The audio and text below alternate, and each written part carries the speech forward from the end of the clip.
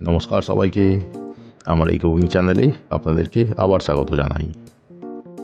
আজ ঘুম থেকে উঠতে হঠাৎ একটু দেরি হয়ে যায়, তাই চিন্তায় পড়ে যাই যে অল্প টাইমের মধ্যে অফিস যাওয়ার আগে কী খেয়ে বেরোবো। তো বুঝেই গেলাম আজ সেই চেনা পরিচিত ঘরোয়া রান্না করতে গেলে টাইমে বেরোনো সম্ভব নয়। তাই ভাবলাম আজ একটা এক্সপেরিমেন্ট করা যাক, যাতে রান্নাটা একটু তাড়াতাড়ি হবে আর টেস্ট সেটা তো খেলেই বোঝা যাবে।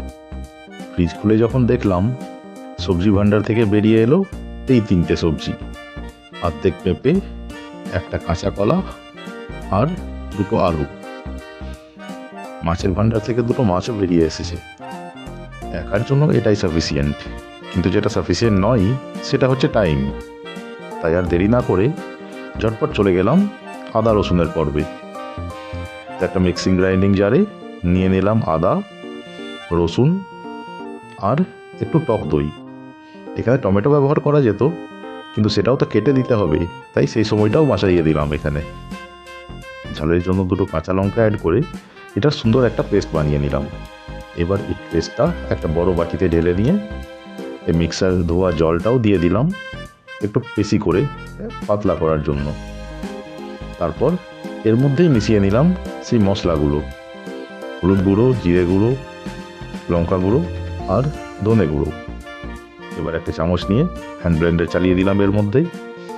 এই সবগুলোকে ভালো করে মিশিয়ে নিলাম। তবে এখানেই কিন্তু শেষ নয়, মাছ দুটোও তো আছে, মাছ দুটোকেও এর মধ্যেই ডুবিয়ে দিলাম। এবার এই সুন্দর বাথটাবে মাছ দুটো রিল্যাক্স করুক, ততক্ষণ আমি চলে গেলাম সেই সবজির পর্বে। আর সেই সবজিগুলোকে পাতলা পাতলা করে কেটে নিলাম, যাতে সেদ্ধ হতে টাইমটা কম লাগে। তো জোগাড় শেষ, এবার ফাইনালি চলে এলাম রান্নার পর্বে। কড়াইয়ে একটু তেল গরম করে তাতে 5 ফোড়ন, শুকনো লঙ্কা আর তেজপাতা দিয়ে একটু ভেজে নিলাম। তারপরই তার মধ্যে দিয়ে দিলাম কুচনো পেঁয়াজ। একটু ভেজে নিয়ে পেঁয়াজের কাঁচা রং আর গন্ধটা চলে যেতেই এর মধ্যে দিয়ে দেবো সেই ছোট ছোট করে কেটে রাখা সবজিগুলো। এবার এই সবগুলোকে ভালো করে মিশিয়ে নিয়ে এতে দিয়ে দিলাম একটু হলুদ গুঁড়ো আর নুন, আর তারপর এটাকে 2 মিনিট মতো ভেজে নিলাম।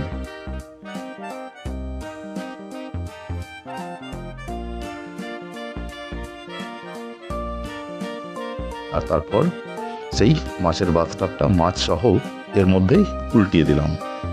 বাকি দেওয়া জলটাও এর মধ্যে দিয়ে দিলাম, কারণ একটু ঝোল ঝোল তো করতে হবে আইটেম যেহেতু একটা। এবার এই সবগুলোকে ভালো করে মিশিয়ে নিয়ে মাছের পিস দুটো এর মধ্যে ডুবিয়ে দিলাম।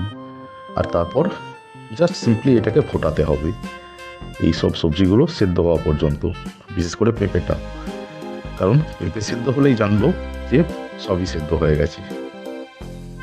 এটা ফুটতে শুরু করলেই এটাকে ঢাকা দিয়ে ছেড়ে দেবো 15 থেকে 20 মিনিট মতো। আর এই 15-20 মিনিটের মধ্যেই আমি সেরে নেবো ভাতের কাজটা। ভাতটাও এর মধ্যে আমি বানিয়ে নেবো। 15 মিনিট পর একবার ঢাকা খুলে চেক করে নিচ্ছি, সেদ্ধ হয়নি তাই আর একটু ফোটাতে হবে। ঝোলটা যদি কম লাগে তো এখানে জল দিয়েই ঝোলটাকে বাড়িয়ে নেবো। 2টো লঙ্কা দিয়ে দিলাম ঝালের জন্য, আর নুনটাও এখানেই চেক করে নিলাম। তারপর আবার এটাকে ঢাকা দিয়ে দিলাম 5 থেকে 10 মিনিটের মতো।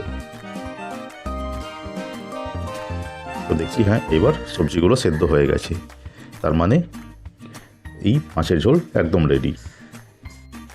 টেস্ট কিন্তু ভালোই হয়েছিল। তো ধন্যবাদ সকলকে। আমার এই ভিডিওটি ভালো লেগে থাকলে অবশ্যই লাইক করুন, আর যদি কোনো মতামত বা জিজ্ঞাসা থাকে তো আমাকে সেটা কমেন্টে অবশ্যই জানাবেন। আর এই চ্যানেলটিকে সাবস্ক্রাইব করে আমার সঙ্গে থাকুন। আবার দেখা হবে।